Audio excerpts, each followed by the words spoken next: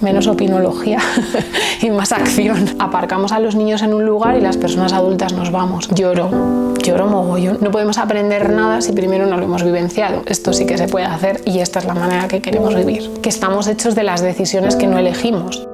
A ver, yo desde pequeñita ya tenía un poco como sentido de la justicia.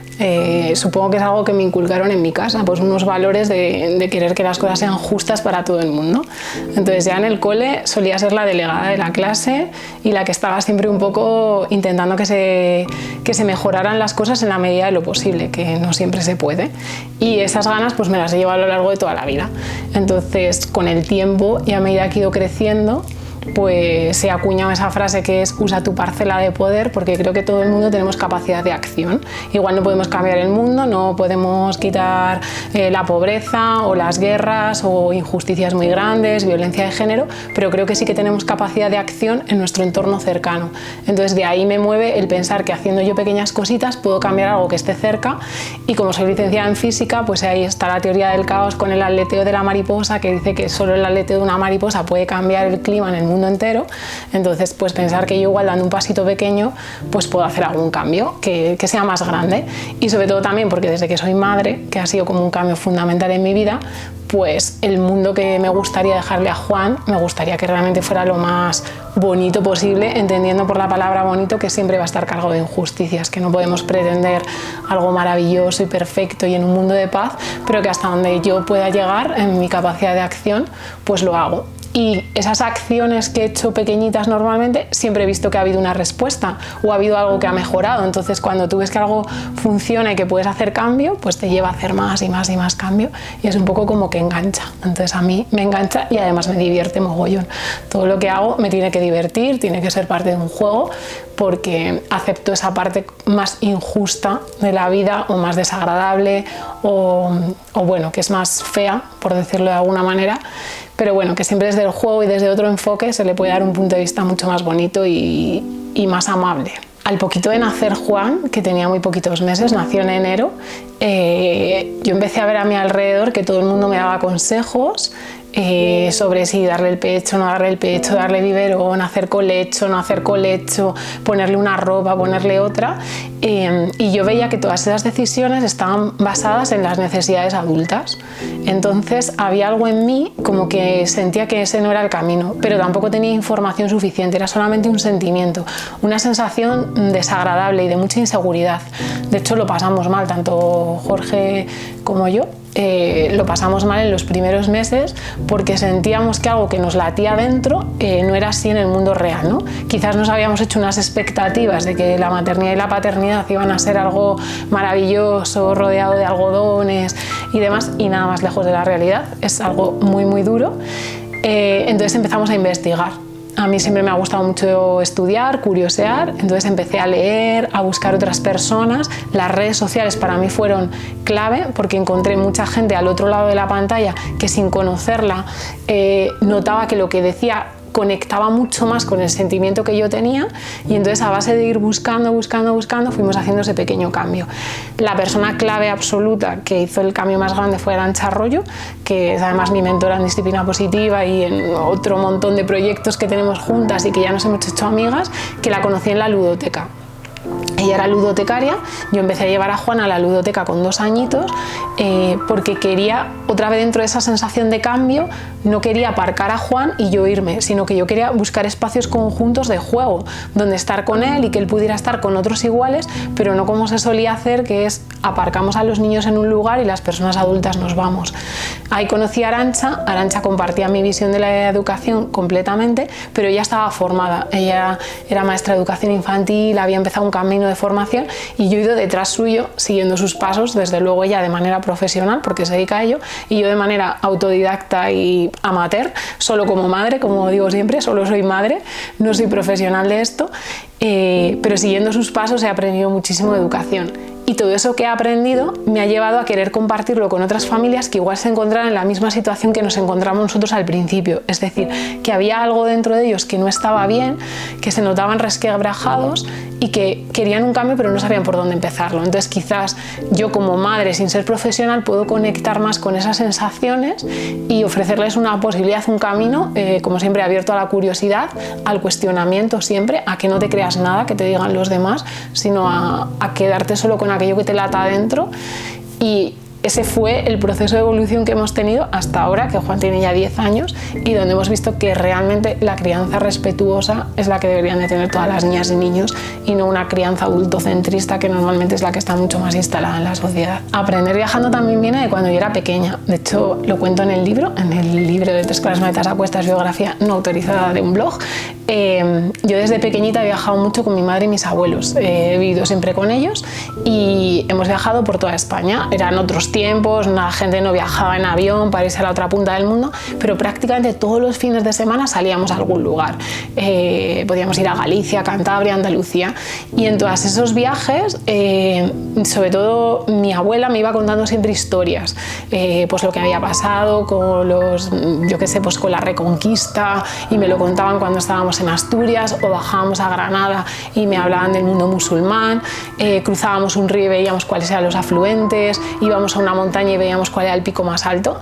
Entonces luego yo llegaba al cole y lo que me contaban en el cole era algo que yo había visto y era como, ¡ah, esto yo lo he visto! Eso era súper chulo. Eso se me fue quedando como pozo y siempre me gustó viajar. Yo recuerdo a mi abuelo que, como no había el Google de ahora, pues llamaba a las agencias de turismo y llegaban unos paquetes muy grandes a casa con las guías en papel y las estudiaba y veía dónde íbamos a ir.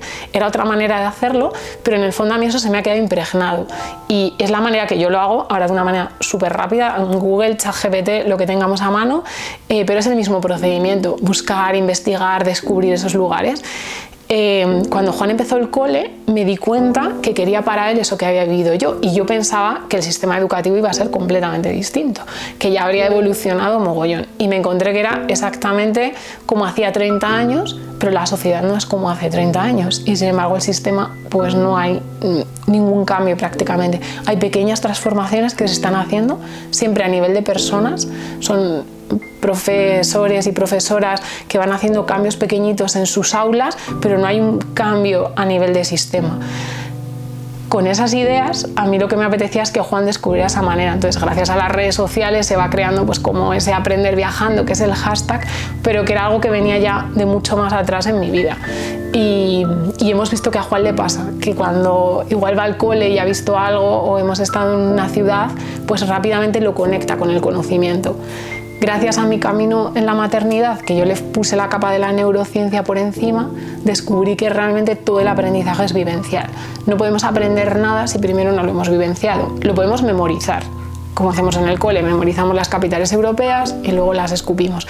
Pero realmente, si queremos un aprendizaje verdadero y que se impregne en nuestro cerebro, necesitamos vivenciarlo. Y viajando podemos vivenciar cualquier aprendizaje que tengamos en los libros. Entonces ahí ya, bueno, empecé a crear el hashtag Aprender Viajando siempre para jugar en Instagram y conectar con otra gente. Se fue así un poco, fue el origen de esta historia. Lo más importante es que lo tenemos todo al alcance de la mano. Yo al principio, cuando empezaba un poco con esto, era como, pues si vamos a estudiar los romanos, tenemos que ir a un sitio que sean ruinas romanas. Pero claro, si puedo tener Clunia, que está aquí muy cerquita en Burgos, pero si tengo que estudiar a los griegos, no tengo griegos cerca.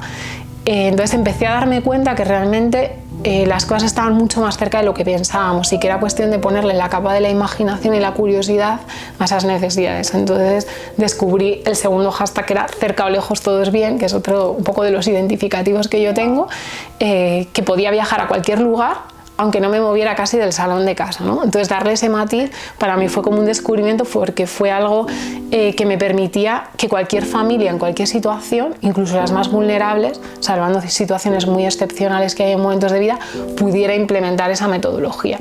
No necesitaban tener que ir al otro lado del mundo para poder hacer esa manera de aprendizaje vivencial, porque podían ir a la biblioteca, podían descubrir a través de los libros, siempre con ese algo mucho más sensorial, utilizando todos los sentidos que tenemos, que los usamos muy poquito, y menos basado en aprendizaje memorístico, hacer fichas y escupirlo. Entonces para mí fue como que se me abrió un mundo nuevo y me entraron muchas más ganas de comunicarlo, y era como que quería que llegara a todo el mundo. Y bueno, desde mi cuenta de Instagram pequeñita, pues en esa comunidad de 2000 seguidores que acabamos de llegar ahora, pues hago lo que puedo y hasta donde puedo. Y de todos los viajes que hicisteis, ¿cuál fue el más memorable? O sea, no tiene por qué ser un viaje grande, sino algo que... Buah, pues... me quedo con dos. Uno, que es el Faro de Cordouan, que lo acabamos de hacer este verano, porque para mí era un sitio excepcional al que quería ir, que está en Francia.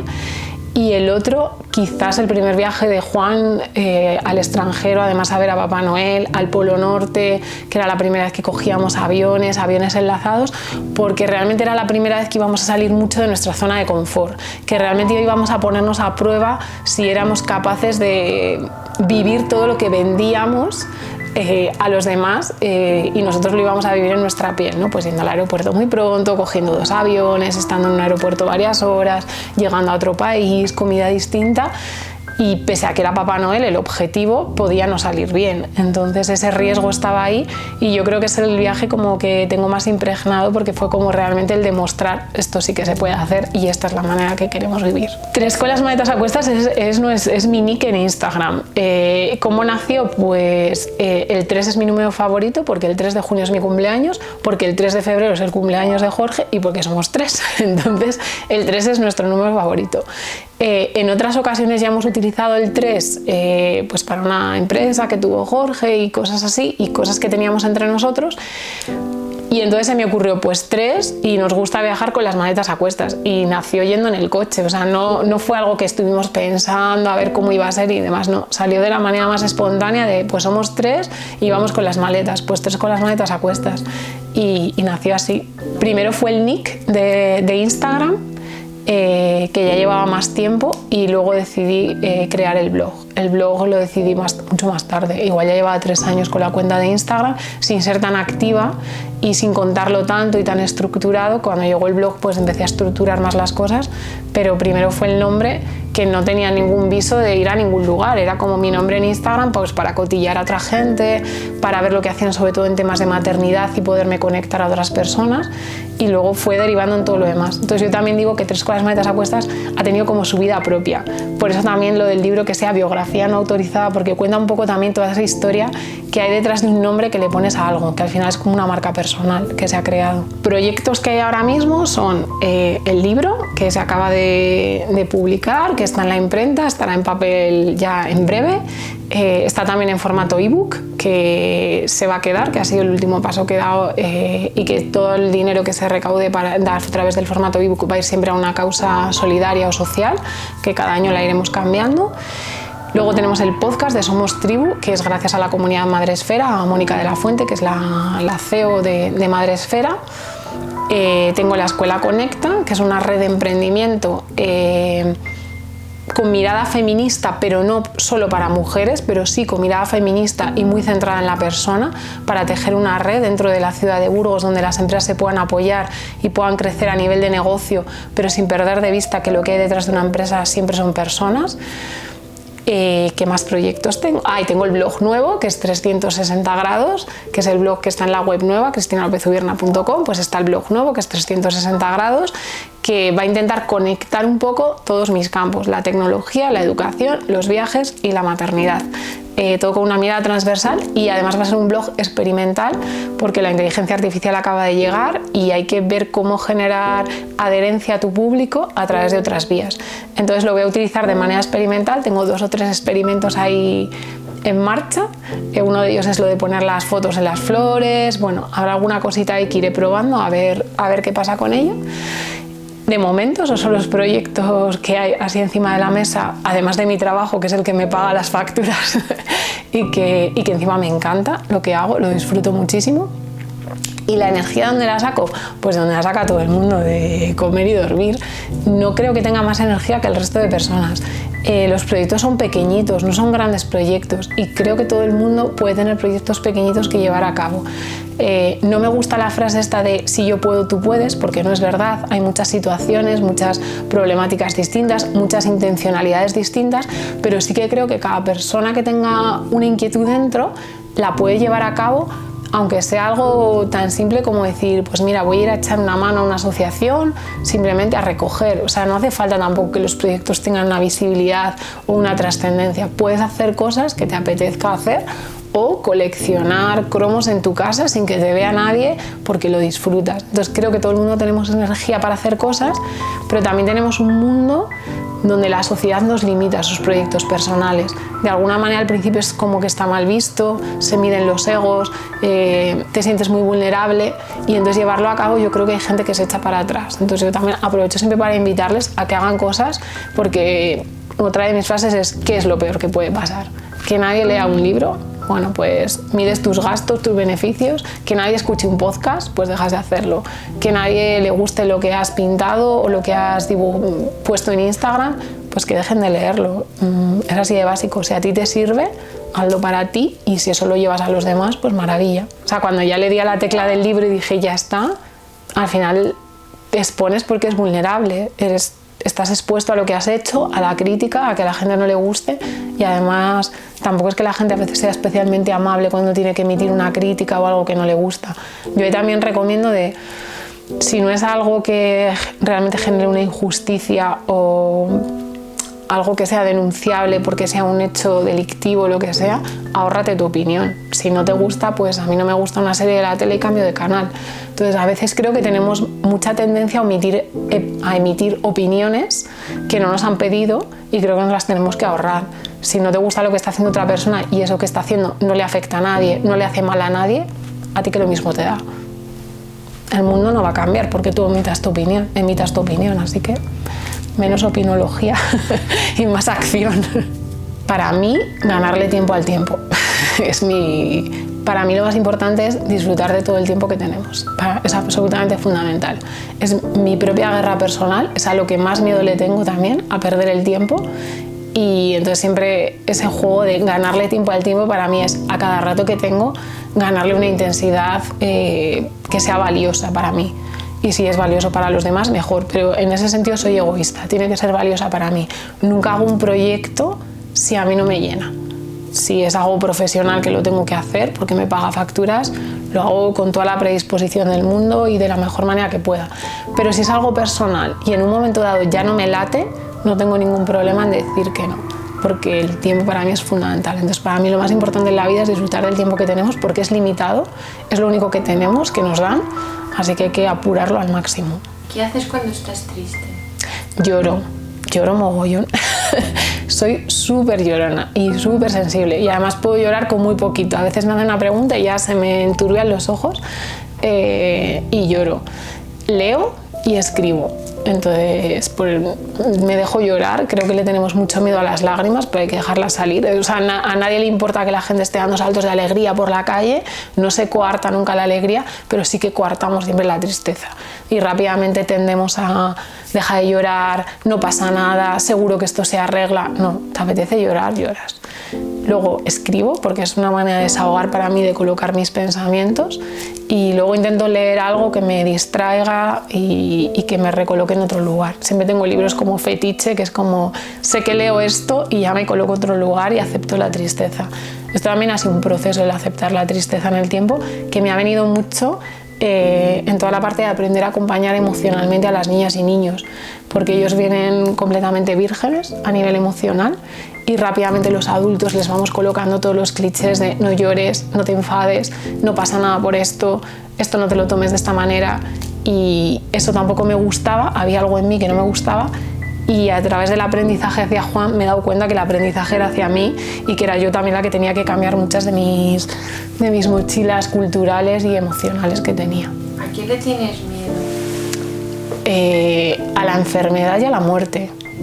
Le tengo pánico absoluto a ambas cosas, porque es como lo que me robaría el tiempo. Entonces es algo que me colapsa pensarlo. Pero bueno, sé que está ahí, sé que está inherente a la vida, pero es algo que me da pánico absoluto. La mejor decisión que he tomado en mi vida, no lo sé. Todas me parecen buenas, te diría. Es que creo que no hay malas decisiones. Hay una frase muy, muy bonita de Alejandro Palomas que dice que estamos hechos de las decisiones que no elegimos. Entonces, al final, cuál es la buena, no lo podemos saber, no tenemos una bola de cristal. Entonces yo lo que sí que hago es que cada vez que tomo una decisión digo, esta me la he comprado y con esta voy hasta el final, pase lo que pase, porque es la que he elegido. Y procuro no mirar hacia atrás, no decir, es que si igual lo hubiera hecho, porque para mí es como las partidas de cartas. Es muy fácil ver la partida cuando ya ha echado todo el mundo las cartas y dices, jo, si hubiera tirado el as de oros me hubiera ido mejor. Entonces, todas las decisiones que he tomado buenas. La última muy buena, esta entrevista contigo, que me lo estoy pasando pipa. Si pudieras dar un consejo a futuras generaciones, ¿cuál sería? Nunca dejes de aprender. Así, constantemente.